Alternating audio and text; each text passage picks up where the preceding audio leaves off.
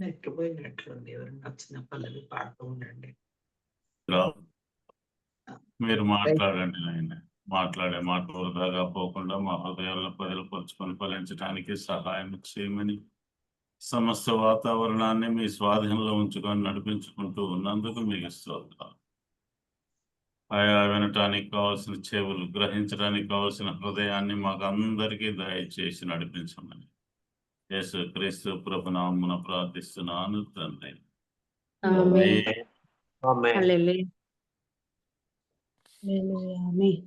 మన దేవుని యొక్క పరిస్థితి మనకు అందరికీ తెలిసినటువంటి విషయం. అలాంటి దేవుడు ఎలాంటి దేవుడో మనం తెలుసుకుందాం కొద్దిగా. అలాంటి దేవుడు మానవుల్ని దర్శించటానికి, మానవులతో మాట్లాడటానికి ఇష్టపడుతున్నటువంటి దేవుడు. ఆయన మానవుల దగ్గరకు వచ్చి మానవులతో మాట్లాడటం, మానవుల దగ్గరికి వచ్చి కనిపించి మాట్లాడినటువంటి సందర్భాలు కొన్ని ఉన్నాయి. అలాంటివి మనం కొన్ని జ్ఞాపకం చేసుకుందాం ఈరోజు. ఆయన ఎలాంటి వాడు మొట్టమొదటిగా మనం పరిశీలన చేస్తే, దేవుడు అనబడినటువంటి మన దేవుడు ఎలాంటి వాడు మనం ముందు తెలుసుకోవాలి. దేవుడు అంటే ఎలా ఉంటాడు అనేది మనం గ్రహించాలి. చాలా మంది అనుకుంటా ఉంటారు దేవుడు అంటే ఈ విధంగా ఉంటాడు, ఆ విధంగా ఉంటాడు. అంటే ఒక మనిషిని నిలబెట్టుకొని దేవుని యొక్క లక్షణాలు ఉన్న వ్యక్తిని చూసి, అంటే దేవునికి బోల్డ్ లక్షణాలు ఉంటాయి, అనేక లక్షణాలు కలిగినటువంటి దేవుడు. ఆ లక్షణాలన్నీ కూడా మానవులకు అనుకూలంగా ఉండేటువంటి లక్షణాలు, మానవులకు సహాయం చేయటానికి ఉండేటువంటి లక్షణాలు. ఈ లక్షణాల్లో ఏ ఒక్క లక్షణము ఆ మానవుల్లో నుండి బయటికి వచ్చి కనిపిస్తూ ఉన్నప్పుడు ప్రజలు అంటారు, అబ్బా దేవునితో సమానంగా ఉన్నటువంటి వాడు ఈయనే దేవుడయ్యా అనేటువంటి పరిస్థితులు కూడా మనకు కనిపిస్తూ ఉంటాయి. అలాంటి పరిస్థితిలో ఉన్నటువంటి ఆ లక్షణాలు కలిగినటువంటి దేవుడు అనబడినటువంటి ఆయన మన దేవుడు అని మనం చెప్పుకోవచ్చు. ఇందులో మనం పరిశీలన చేస్తే ఆయన యొక్క లక్షణాలు ఎలా ఉంటాయి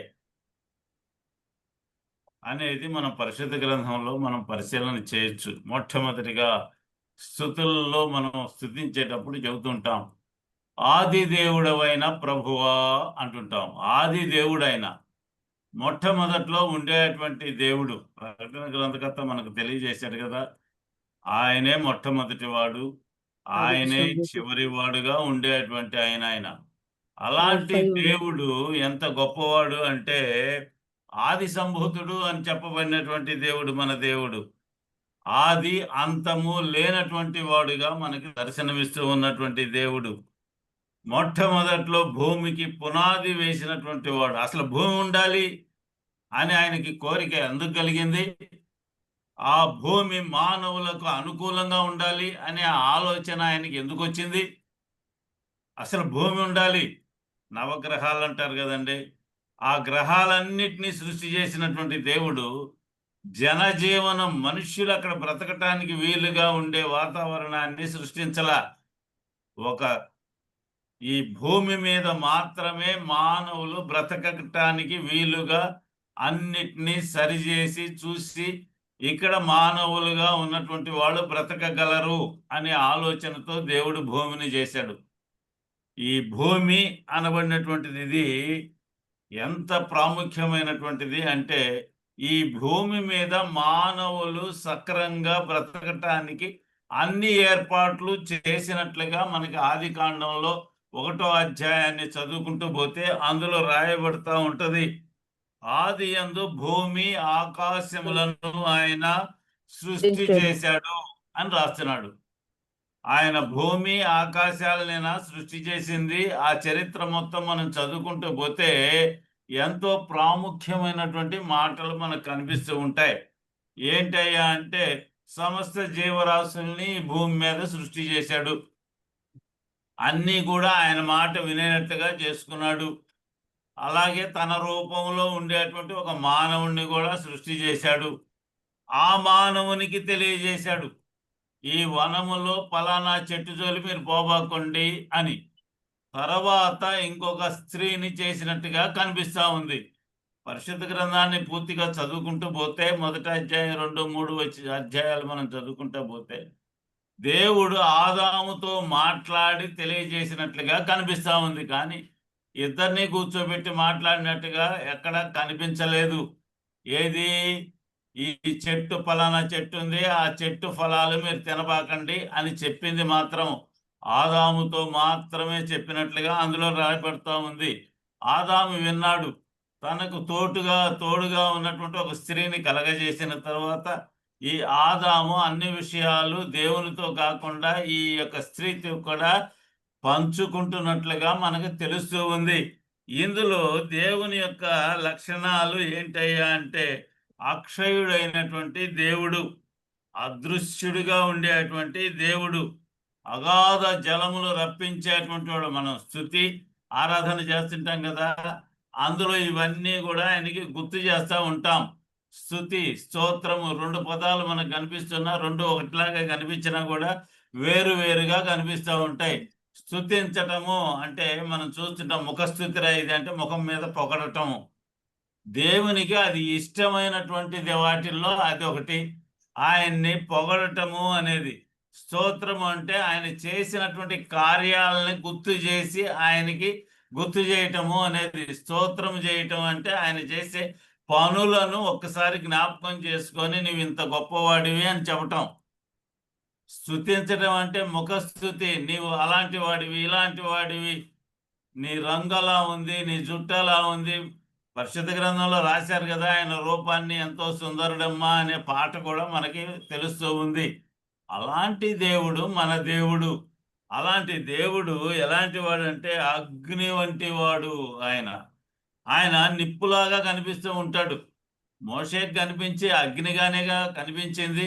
అలాగే అగ్నిలో పడవేసిన భక్తుల్ని ఈయన కూడా దిగి ఆ అగ్నిలో ఉన్న వాళ్ళని కాపాడిన దేవుడు. అలాంటి దేవుడు ఈయన. అగ్ని జ్వాలల మధ్యలో సంచరించేటువంటి దేవుడిగా కనిపిస్తాడు. సంచరించడం ఏంది? ఆయనే అగ్నిగా ఉండేటువంటి దేవుడు. అలాంటి దేవుడు మన దేవుడు. మనం పరిశీలన చేస్తే అత్యంత ఘనత కలిగినటువంటి వాడు. అంతకంటే గొప్ప ఘనత ఎవరికి, ఏ మానవునికి కూడా లేదు. కృప కలిగినటువంటి దేవుడు, అత్యంత కృప కలిగినటువంటి దేవుడు ఆయన.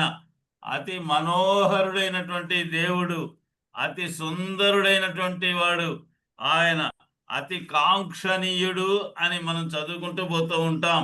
పరమగీతముల గ్రంథంలో అవన్నీ కూడా రాసి ఉంటాయి.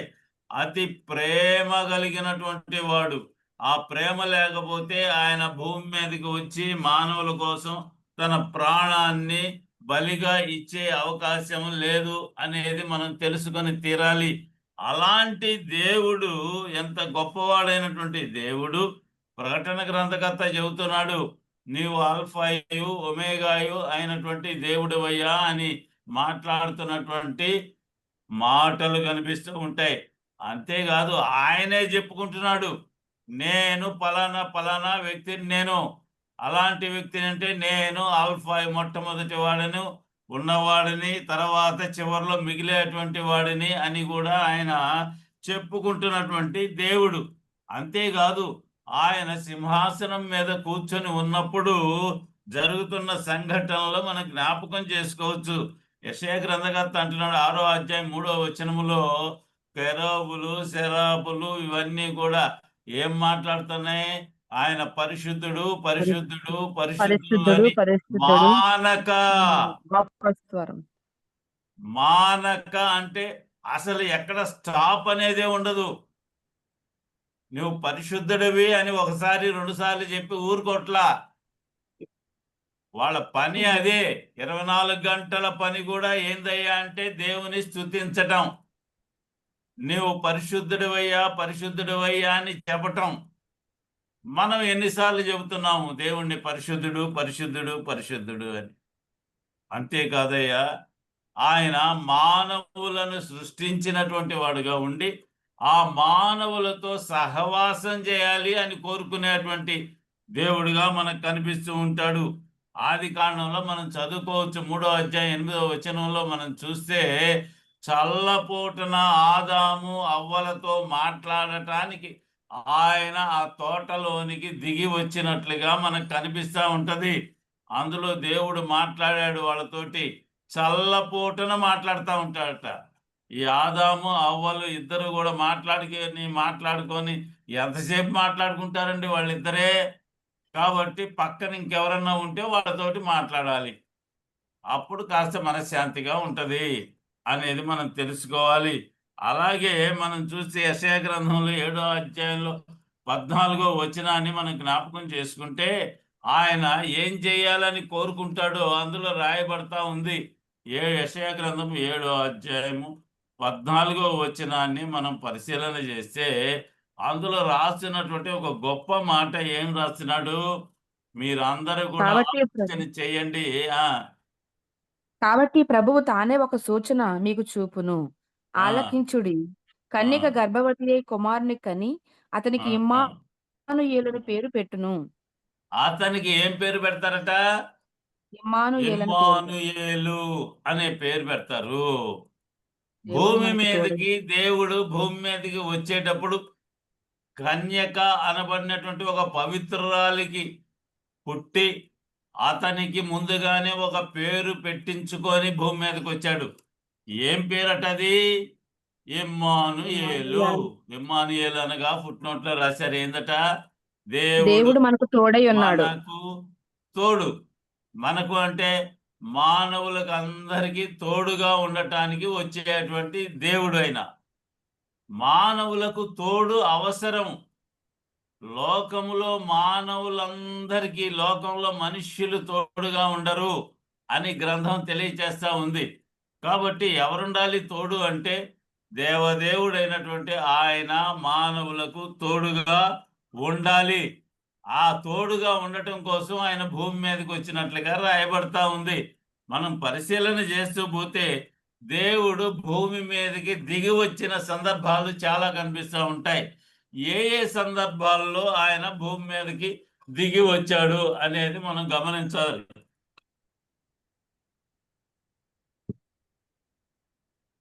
సహజంగా ఎవరైనా సరే తప్పు చేస్తున్న పిల్లల్ని పెద్దవాళ్ళు అంటుంటారు, తప్పు చేస్తున్నాడు వీడు మారితే బాగుండు అని కోరికలు కలిగినటువంటి వాళ్ళు కూడా చాలా మంది అంటుంటారు, వీడు మారాలంటే లోకంలో ఏ విషయంలో కూడా మారడు, వీడిని మార్చాలంటే ఒకే ఒక ఆయన రావాలి. ఎవరంట?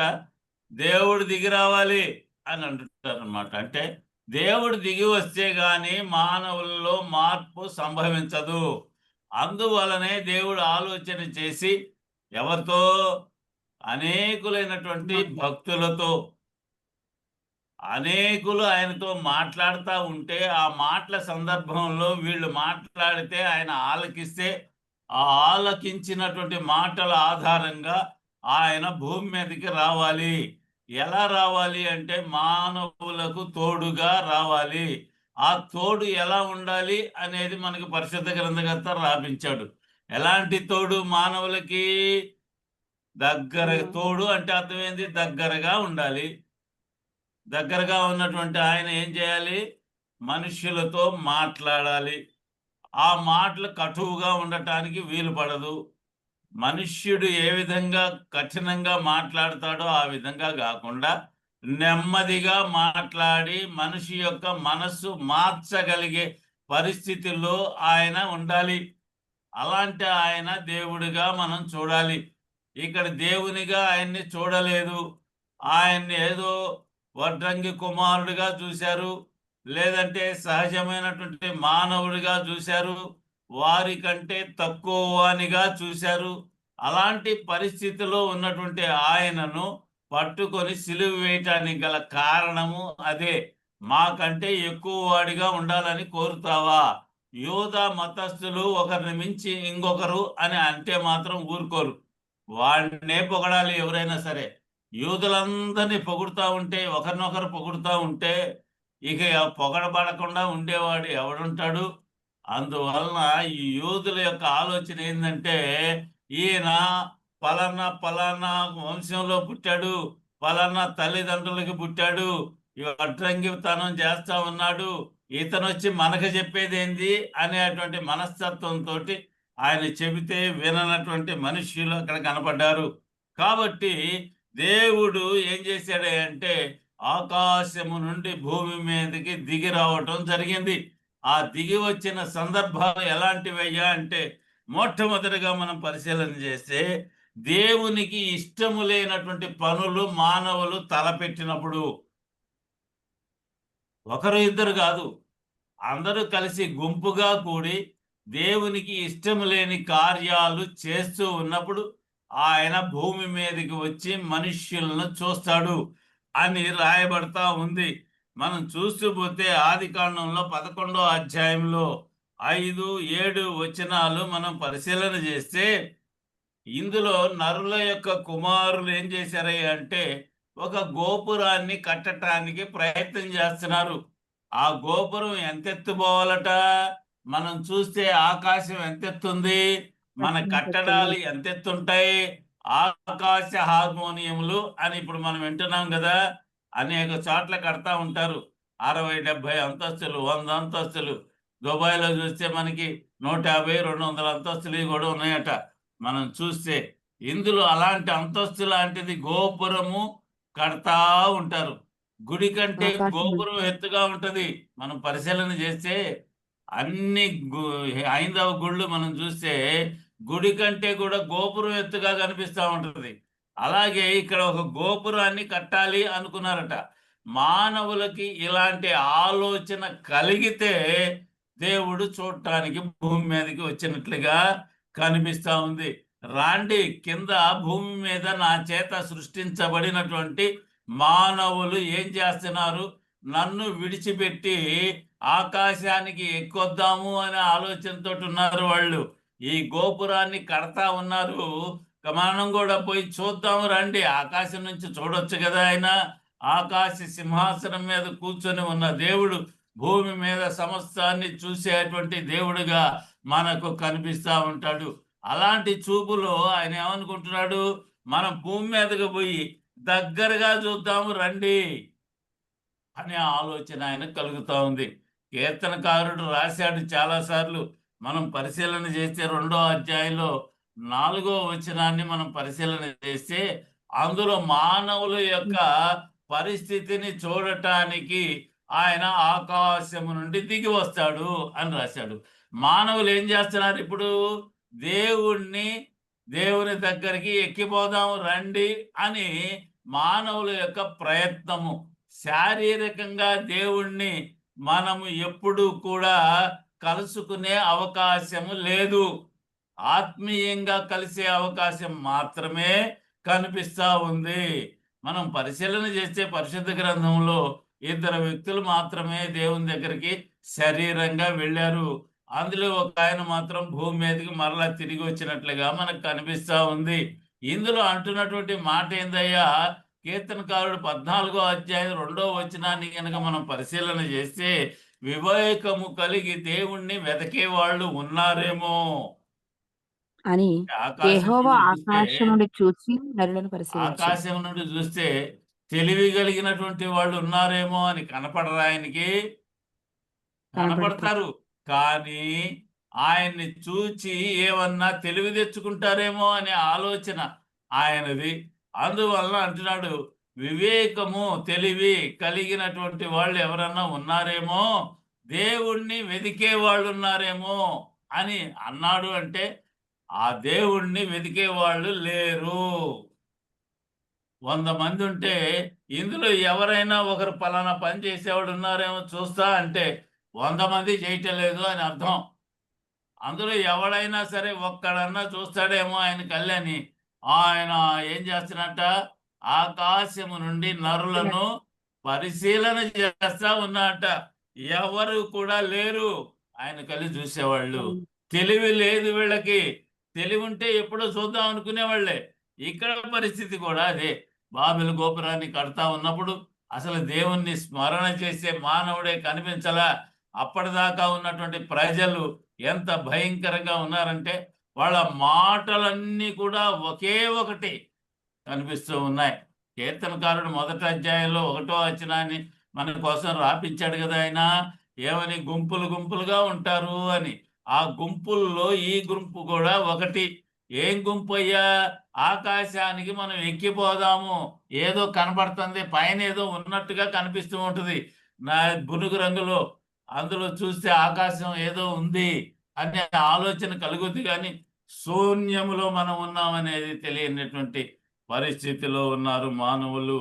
ఈ మానవుల యొక్క ఆలోచనని దేవుడు అనుకున్నంట దిగి వచ్చి చూడాలి ఏం చేస్తున్నారో. అసలు ఆ దిగి వచ్చినప్పుడు మనుష్యులకు కనపడతాడా లేదా? కనపడాలి. కనపడటానికి వచ్చినటువంటి ఆయన, ఇదిగో నేను భూమి మీదకి వచ్చాను, నన్ను చూడండి అయ్యా అని చెప్పటం అన్నమాట ఆ మాట. ఇందులో ఏంటి అంటే దేవుడు దిగి వచ్చాడు అనేది అందులో కనిపిస్తూ ఉంది. ఇంకొకటి ఏంది? మొదటిది బాబెలు గోపురాన్ని కట్టేటప్పుడు చూద్దాం అనుకున్నటువంటి దేవుడు దిగి వచ్చాడు. రెండవది ఏందయ్యా అంటే సొదొమ గొమొర్రా పట్టణాలని నాశనం చెయ్యాలి అని కోరిక కలిగినటువంటి దేవుడు భూమి మీదకి దిగి వచ్చినట్లుగా కనిపిస్తూ ఉంది. అబ్రహాంతో మాట్లాడుతున్నాడు. ఆదికాండంలో 18వ అధ్యాయంలో 2వ వచనాన్ని మనం జ్ఞాపకం చేసుకుంటే అందులో రాస్తున్నటువంటి ఒక చక్కని మాట కనిపిస్తా ఉంది. ఒక్కసారి జ్ఞాపకం చేసుకుందాం. అతడు కనులెత్తి చూచినప్పుడు ముగ్గురు మనుషులు అతని ఎదుట నిలవబడి ఉండిరి. అతడు వారిని చూచి గుడారపు వాకిటి నుండి వారిని ఎదుర్కొనుటకు పరిగెత్తు నేలమట్టుకు వంగి, ప్రభువా, నీ కటాక్షము నా మీద నున్న ఎడల ఇప్పుడు నీ దాసుని దాటిపోవద్దు. సొదొమ గొమొర్రాలని నాశనం చేయాలి అని దేవుడు అనుకున్నప్పుడు అబ్రహాముకు ముందుగా బయలుదేరుతున్నాడు. అబ్రహాం గుడారం ఎక్కడుంటే ఆ గుడారం పక్కగా బయలుదేరుతున్నాడు. ఎందుకనండి? ఇంక దారులు లేవా? అనేక దారులు ఉన్నాయి కదా. మరి అబ్రహాం దగ్గరగా పోతే అర్థమైంది, పిలుస్తాడా లేదా చూద్దాం. అబ్రహాము విశ్వాసులకు తండ్రి కదా. ఇదిగో పక్కగా పోతే ఆయన మనల్ని గుర్తిస్తాడా లేదా? గుర్తించాడా అబ్రహాము? గుర్తించాడు. చూశాడు. వాళ్ళని రాండయ్యా అని పిలుస్తున్నాడు. పిలిచి బేరం ఆడటం బిగించేశాడు. ఎందుకు ఆయన బేరం ఆడాడు? దేవుని యొక్క లక్షణాలు అబ్రహాంలో చాలా ఉన్నాయి. ఎందుకని? అబ్రహామా, నీకు తెలియని ప్రదేశానికి నేను తీసుకుపోవాలనుకుంటున్నాను, బయలుదేరు. నేను నీకు తండ్రిగా ఉంటాను, నేను నీకు దేవుడిగా ఉంటాను. 17వ అధ్యాయ ఆదికాండం మనం పరిశీలన చేస్తే నేను సర్వశక్తి కలిగిన దేవుడినయ్యా అని చెప్పుకుంటాడు దేవుడు. తన పేరు ఆయనకి చెప్పలా, ఒక మోషేకి మాత్రమే తెలియజేసినట్లుగా కనిపిస్తూ ఉంది తన పేరు. కొత్త వాళ్ళు ఎవరన్నా వచ్చి మనల్ని పలకరిస్తే మనం వెంటనే మీ దేవురయ్యా, ఏం పేరయ్యా మీది, ఎందుకు వచ్చారయ్యా అని అడుగుతాం కదా. అలాగే దేవుణ్ణి కూడా ఈయన అడగల. నేను దేవుణ్ణి అనగానే సాష్టాంగ నమస్కారం చేస్తున్నాడు. అంటే ఎంత విధేయత కలిగినటువంటి వాడో ఈ అబ్రహాము. అందువలన ఇతని లక్షణాలు గమనించినటువంటి దేవుడు ఇంటికి, అంటే ఆ గుడారాలు పక్కనే, మనకి తెలుసు కదా, మనం అందరం డాబాలు కట్టుకొని ఉంటున్నాం. ఆ రోజుల్లో గుడారమే. ఎక్కడికి పోవాలంటే ఆ గుడారాన్ని మడతేసుకోవటం, సంకర పెట్టుకోవటం, పోవటం. గాడిదలు వాళ్ళకి గుర్రాలు వంటలు ఉంటాయి అనుకోండి, ఆ గుడారం పీక్కోవటం, వేరే చోటకి వెళ్ళిపోవటం. వసతి ఎక్కడ ఉంటుందో అక్కడికి పోయేవాళ్ళు వాళ్ళందరూ కూడా. నదుల దగ్గర, అలాగే కాలువల దగ్గర, ఆహారం దొరికే కాడ, ఇలాంటి వసతులు ఉన్న కాడ వీళ్ళు మరల గుడారం వేసుకునేవాళ్ళు. అలాంటి గుడారం ఇందులో అంటున్నాడు మధ్యాహ్నపు వేళ, ఎండవేళలో బయటకు వచ్చి కూర్చున్నా అంటే అబ్రహాము. మంచి ఎండగాస్తుంటే ఎడారి ప్రాంతంలో, మామూలు ప్రాంతంలో ఎండగాస్తేనే తట్టుకోలేము. అలాంటి పరిస్థితుల్లో వాళ్ళు ఎడారి ప్రాంతంలో ఉంటే ఎండగాస్తే ఎంత భయంకరంగా ఉంటుంది. తల కాళ్ళు కాలిపోతూ ఉంటాయి. అలాంటి పరిస్థితుల్లో దేవుని యొక్క దూతలు అలా వెళ్ళిపోతూ ఉంటే అడ్డం వచ్చి మరి అడుగుతా ఉన్నాడు. అది దేవుణ్ణి చూడగానే మానవునిలో హృదయము ప్రతిస్పందిస్తూ ఉంటది. ఈయన మంచివాడు. మనం మామూలుగా చూస్తే ఈ ముఖాలు చూసినప్పుడు ఇతను మంచివాడు, అనే కోరిక కలుగుద్ది.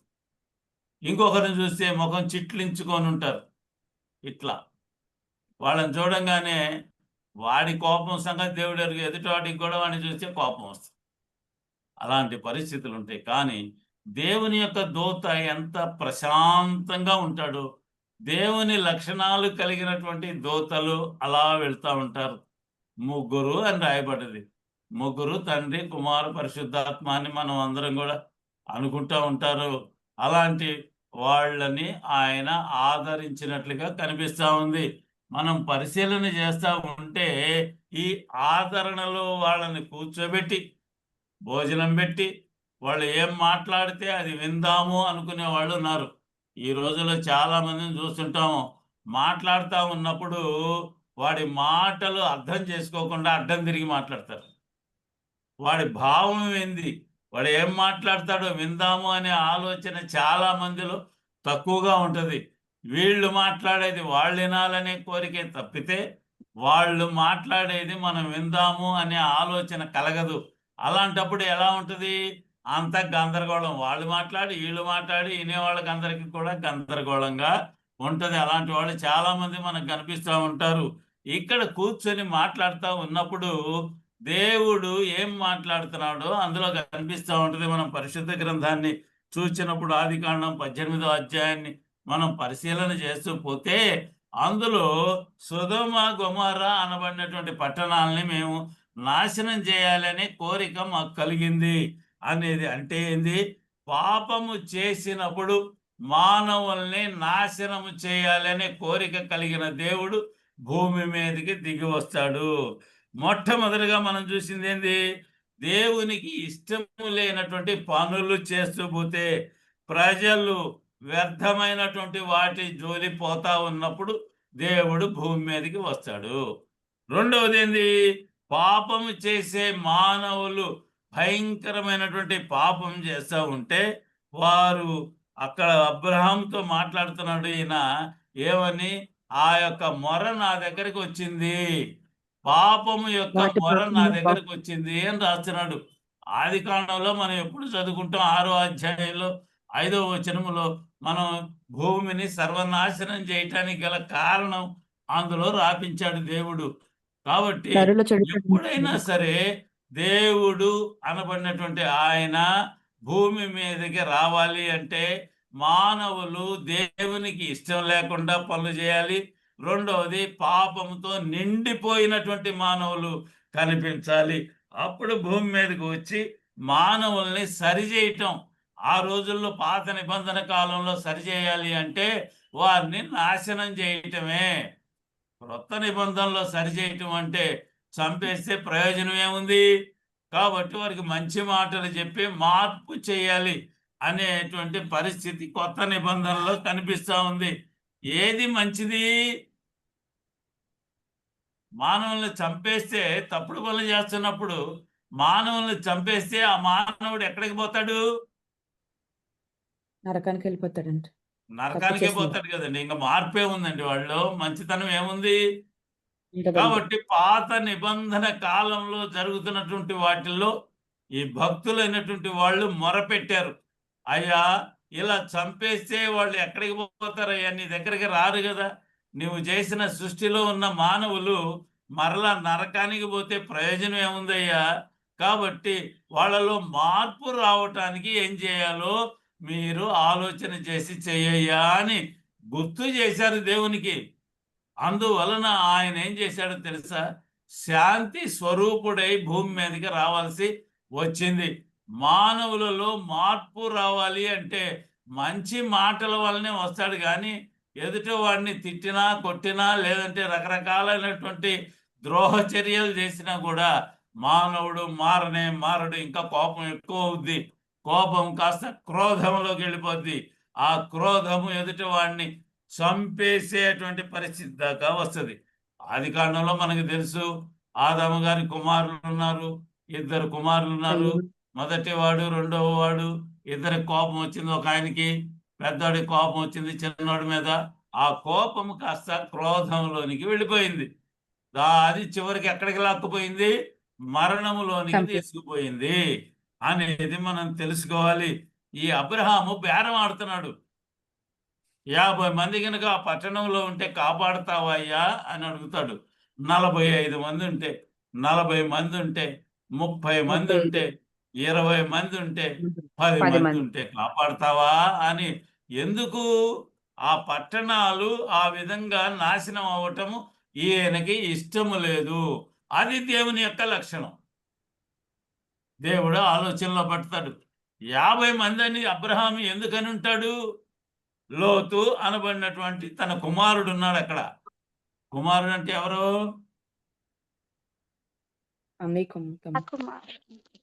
ఎవరండి? అబ్రహాము వాళ్ళ వాళ్ళ అన్న కుమారుడు. సహోదరుని యొక్క కుమారుడు. సహోదరుని యొక్క కుమారుడండి. తన యొక్క సహోదరుడైనటువంటి ఆయన చనిపోయాడు. హారాను ఆయనకు కుమారుడు. ఒక కుమారుడు ఉన్నాడు. ఆ కుమారుడిని పెంచుకున్నాడు ఈయన. ఎందుకు పెంచుకోవటం? పిల్లలు లేకండి. పిల్లలు లేరండి ఈయనకి. 75 సంవత్సరాల వరకు దేవుని యొక్క మాట వచ్చేంత వరకు కూడా ఇద్దరు కలిసిమెలిసే జీవించారు. మాట్లాడుతూ ఉన్నాడు. లోతు వేరుపడేటప్పుడు, ఏమయ్యా నువ్వు వేరుపడతానంటున్నావు కదా, ఇదిగో ఒక 50 మందిని తీసుకుపో నీతో, నా సేవకుల్ని అని పంపించుంటాడు. 50 మంది సేవకులు, వాళ్ళు సేవ చేసేటువంటి వాళ్ళు, దేవుని యొక్క మాటలు తెలియజేయటానికి సిద్ధపడ్డటువంటి వాళ్ళని లోతు దగ్గరకు పంపించాడు. అందువలన 50 మంది ఉంటే కాపాడతావా అనే ఆలోచన కలిగింది అంటే 100 మంది 200 మందిని కోరుకోవచ్చుగా. కోరుకోలే. కారణం అదే అయి ఉంటుంది. 50 మందిని పంపించాను, ఆ 50 మంది ఉంటారు, ఇంకా రక్షించబడే ఉంటారు, ఇంకా జనాన్ని కూడా తీసుకొచ్చి ఉంటారు. ఒకరు కాపాడి రక్షించబడి మందిరానికి వస్తుంటే ఆయన పోయి పక్కన వాళ్ళని, అటు పక్కన వాళ్ళని, ఇటు పక్కన వాళ్ళని పట్టుకొచ్చాడు మందిరానికి అనుకుంటారు. కానీ ఆ ఒక్కడు కూడా పండగలప్పుడు, పబ్బాలప్పుడు, ఇంట్లో ఫంక్షన్లప్పుడు మానేస్తాడని ఎవరన్నా అనుకుంటారా? ఇక్కడ జరిగింది అది. 50 మంది అని అన్నాడు. అంటే 50 మంది విశ్వాసులను పంపిస్తే ఒక 5గురు తగ్గుతారేమోనయ్యా లోకంలో పడిపోయినటువంటి వాళ్ళు అనే ఆలోచన కలిగింది. అంటే నేను పంపించిన 50 మందిలో 5గురు తప్పిపోయి ఉంటారేమో అనే ఆలోచన. ఎంత దుఃఖంగా అడిగి ఉంటాడు, ఎంత బాధతో అడిగి ఉంటాడు. నా దగ్గర ఉన్నటువంటి సేవకులు ఎంత గట్టి వాళ్ళని పంపించాను నేను. లోకంలో ప్రాణాన్ని సైతం అర్పించగలిగినటువంటి సేవకుల్ని నేను పంపించింది భూమి మీదకి. అలాంటి దేవుని యొక్క ఆలోచనే అబ్రహాముకు కలిగింది. 5గురు తగ్గుతారేమున్నాయ్యా, ఇంకొక 5గురు తగ్గుతారేమున్నాయి, ఇంకొక 5గురు ఇలా బేరం ఆడుతూ ఉన్నాడు. చివరికి 10 మందికి వచ్చిన తర్వాత కానీ ఆ దేవదూతలకు ఆలోచన కలగల. ఏమని? ఎందుకు అబ్రహాము ఇలా బేరం ఆడుతున్నాడు? కారణం ఏంటి? తన కుమారుడైనటువంటి లోతు అక్కడ ఉన్నాడు. లోతు తన భార్య, తన బిడ్డలిద్దరూ అక్కడ ఉన్నారు. కాబట్టి వారిని, ఇతని కారణంగా వారిని రక్షించాలి. అంతేగాని లోతును చూసి కాదట కాపాడటం. అబ్రహామును చూచి దేవుడు లోతును కాపాడాలి అనుకున్నాడు అని పరిశుద్ధ గ్రంథకర్త రాపించాడు. అంటే అబ్రహాము దగ్గర నుంచి వేరుపడ్డ లోతు లోకంలో బ్రతుకుతానికి ప్రయత్నం చేశాడు. చివరికి ఏం చేశాడో తెలుసా? దేవుడు లోతు యొక్క చేతిని పట్టుకొని లాక్కొని పోయాడు బయటికి, ఊరు బయటికి.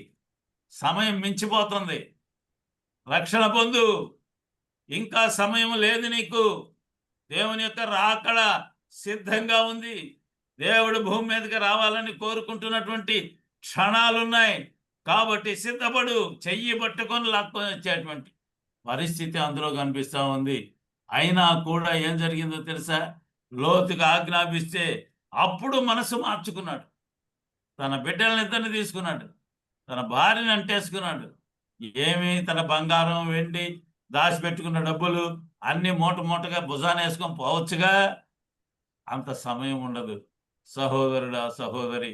అంత సమయం దేవుడు నీకు ఇవ్వడు. ఉన్న పాటున వెళ్ళిపోతారు. మనకు తెలుసు 10 మంది కన్యకలు ఉన్నారు, 5గురు సిద్ధపాటు ఉన్నారు, 5గురు సిద్ధపడలేదు. దేవుని యొక్క కుమారుడు, పెళ్లి కుమారుడు అలా వస్తా ఉన్నప్పుడు ఒక శబ్దం వినపడతా ఉంది. పెళ్లి కుమారుడు వస్తున్నాడు, బయలుదేరండి అని కేక వినగానే అర్ధరాత్రి వేళైనా సరే వెంటనే బయలుదేరినటువంటి వాళ్ళు కొంతమంది, విడవబడినటువంటి వాళ్ళు కొంతమంది. ఆలోచన చేయండి. ఈ క్షణాన దేవుడు మన మధ్యలోనికి వస్తే మన పరిస్థితి ఏంటి? వెర్రివాడా, ఈ రాత్రి నేను నీ ప్రాణాన్ని అడుగుతాను, నువ్వు సంపాదించిందంతా కూడా ఎటుపోద్ది అనే మాట దేవుడు మాట్లాడాడు. మానవులు పక్కనోళ్ళు మాట్లాడే మాటలు కావవి. దేవుడు మాట్లాడి ఒక మనిషిని హెచ్చరిక చేస్తా ఉంటే ఆ హెచ్చరికని నీవు గుర్తించాలి. అలాగే లోతుని హెచ్చరిస్తే అప్పుడు మనసు మార్చుకొని బయలుదేరాడు. చేయి పట్టుకొని లాక్కొని పోయాడట. నువ్వు పట్టుకోవటం వేరు, ఎదుటి వాళ్ళు పట్టుకోవటం వేరు. నువ్వు పట్టుకుంటే ఎప్పుడైనా విడిచిపెడతావు. ఎదుటవాడు దేవుడు పట్టుకుంటే ఇక ఆ చెయ్యి ఎప్పుడు ఇడుస్తాడు అంటే చేతికి మరలా పాపము తగిలినప్పుడే వదిలేస్తాడు.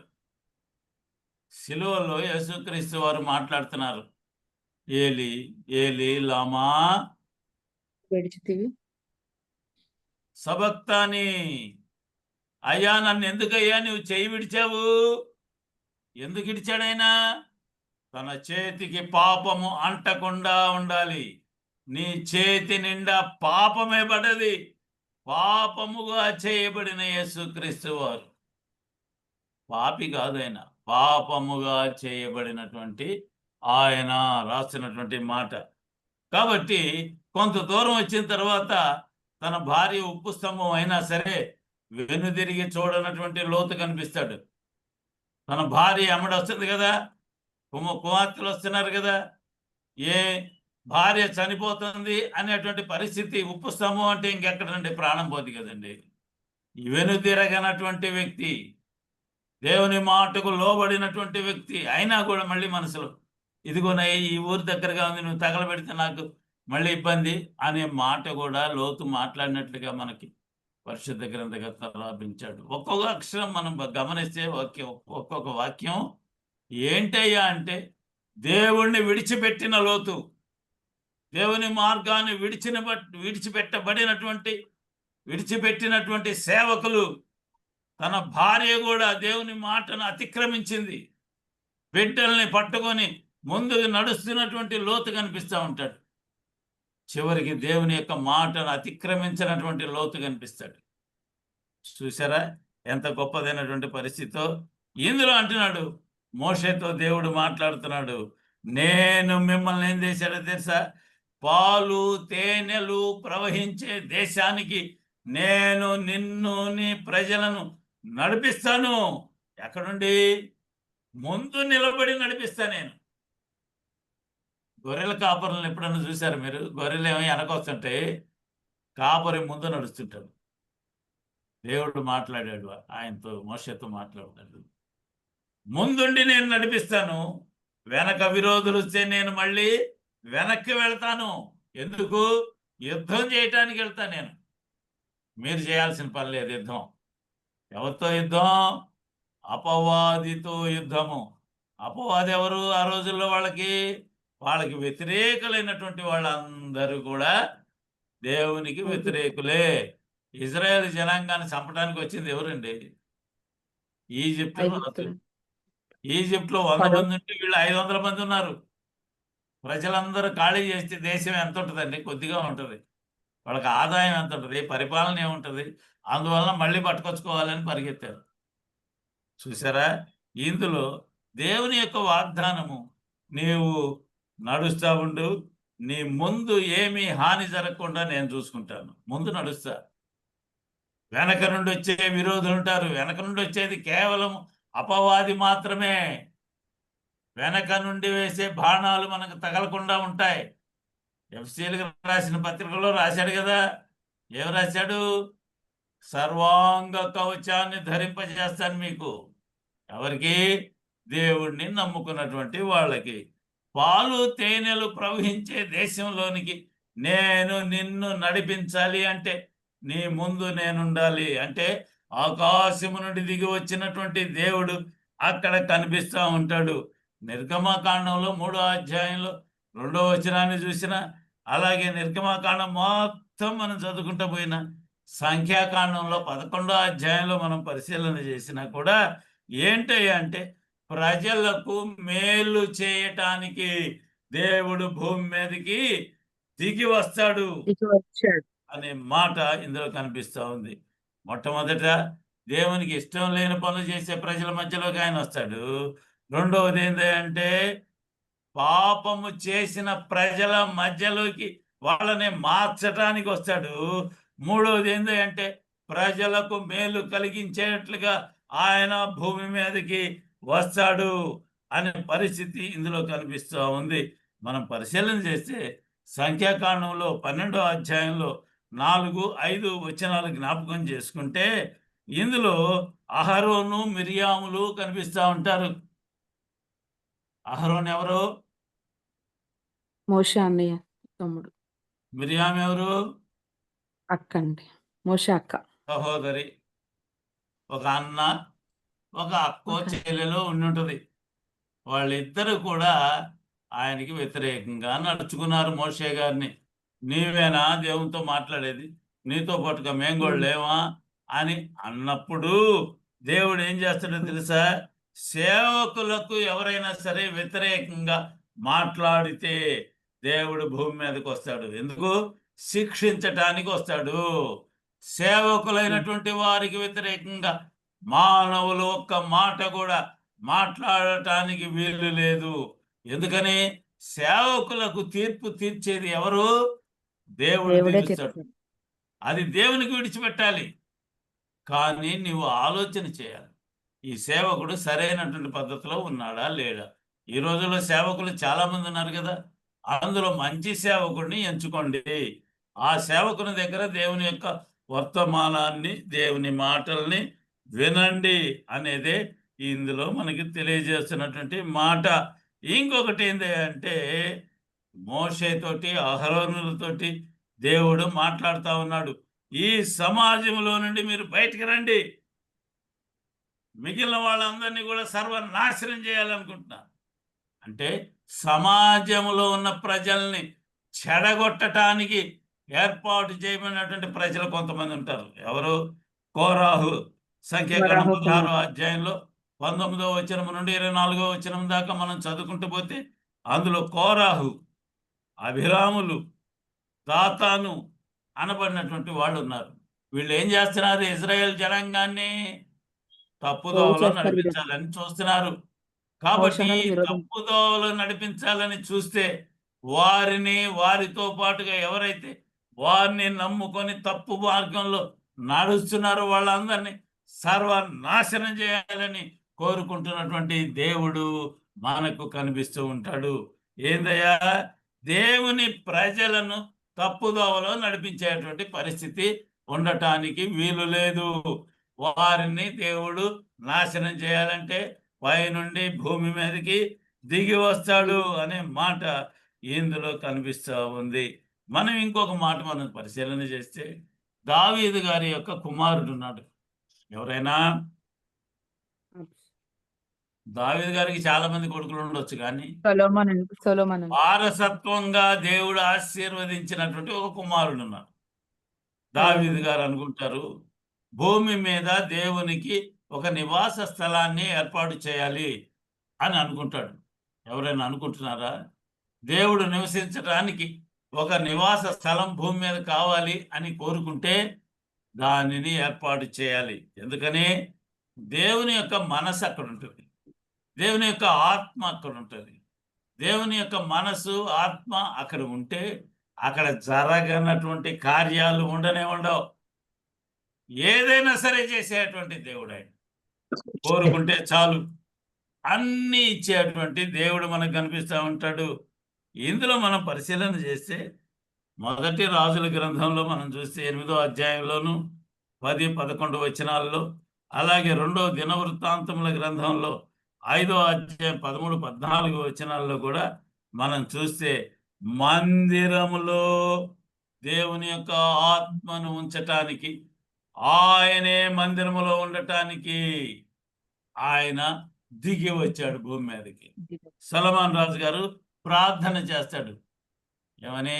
ఇదిగోనయ్యా నా తండ్రికి నీవు అనుమతించలా. ఎందుకని? తన చేతులు రక్తంతో నిండిపోయినాయి. అన్ని శ్రమలు అనుభవించాడు. సుఖం అంటూ ఏమీ లేదు. గొర్రెల కాపరిగా ఉన్నప్పుడు హాయిగా పాటలు పాడుకుంటా కర్ర భుజాన వేసుకొని గొర్రెల్ని కాసుకుంటా ఉండేవాడు. హాయిగా ఉండేదా బతుకు. అలాంటి ఆయన్ని పట్టుకొచ్చావు. ఎన్ని శ్రమలు పెట్టావయ్యా నువ్వు. ఆలోచన చేశారు ఎప్పుడైనా దావీదు గారిని? మహారాజు మహారాజు అంటారే కానీ తాను పడినటువంటి ఎన్ని బాధలు అనుభవించాడు. గొర్రెల కాపరిగా ఉన్నప్పుడు ఎంత సంతోషంగా ఉన్నాడు. అలాంటి ఆయన పట్టుకొచ్చాడు. ఓహో, నీవు సుఖంగా ఉండాలనుకుంటున్నావేమో రా. పిలిచాడు దేవుడు, ఆశీర్వదించాడు దేవుడు. అలాంటి ఆయన్ని గొప్పగా చేశాడు దేవుడు. ఎన్ని శ్రమలు అనుభవించాడు. పారిపోయి అడవుల్లో తాక్కున్నాడండి దావీదు గారు.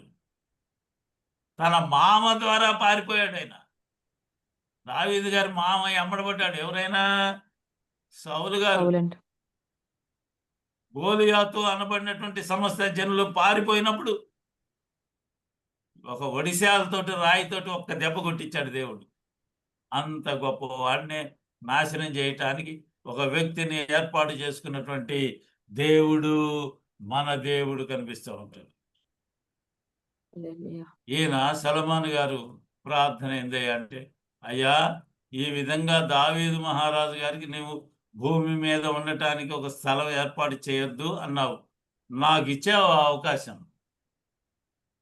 ఇచ్చావు. ఇదిగో నిర్మించాను. నిర్మించమన్నావు, నిర్మించాను. కానీ ప్రజలు రావాలి కదా మందిరంలోనికి. రావాలి అంటే ఏం చేయబడాలి?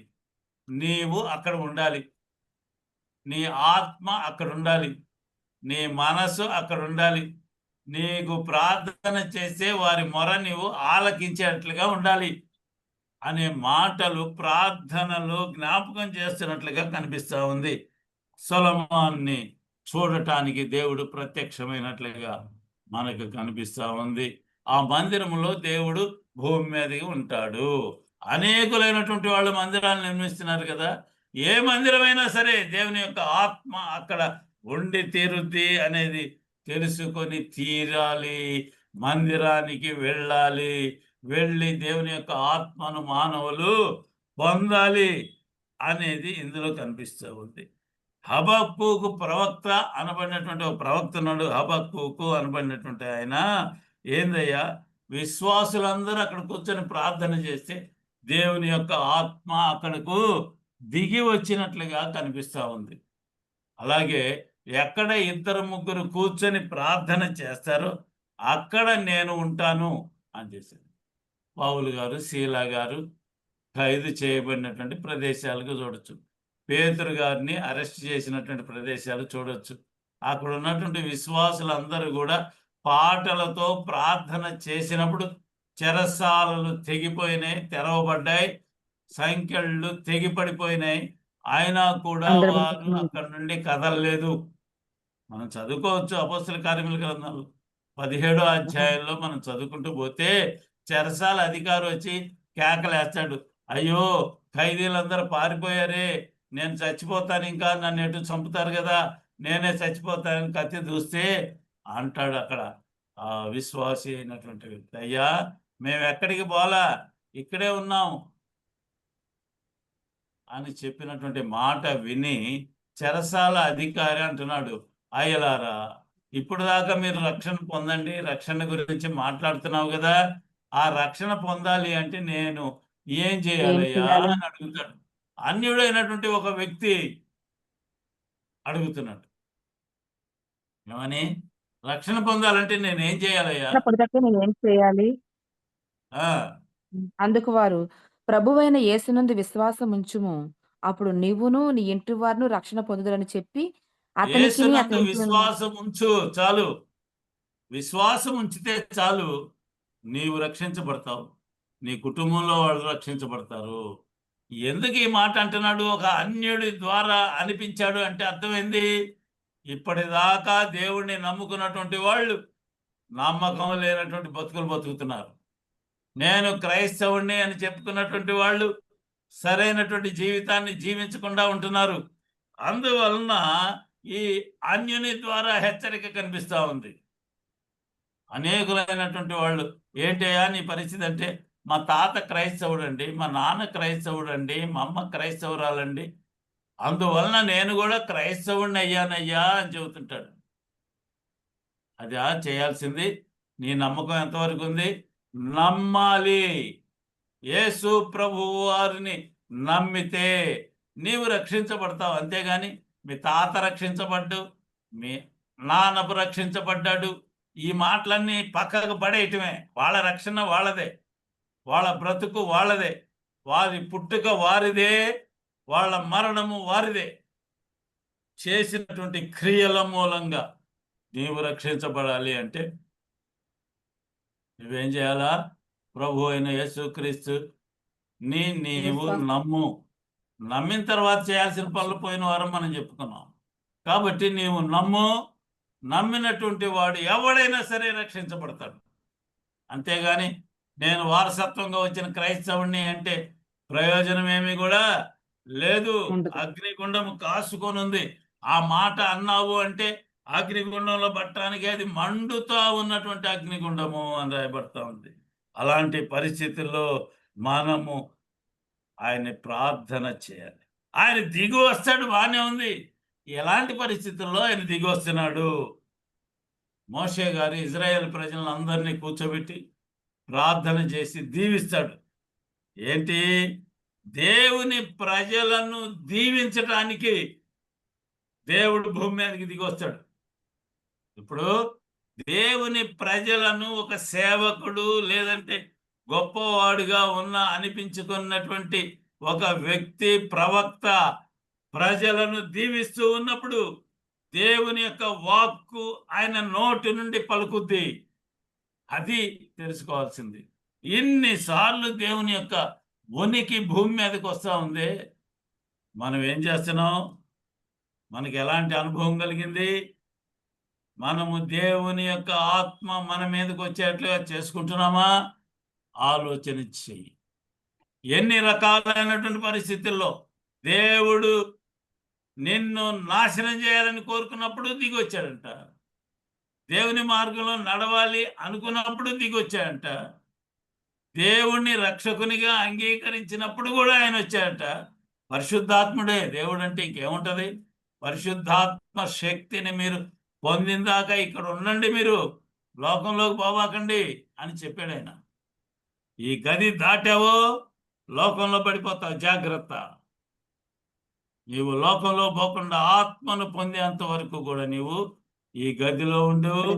ఆత్మను పొందావు అని నీవు గ్రహించు. తండ్రి యొక్క వాగ్దానం అది గ్రహించాల్సింది.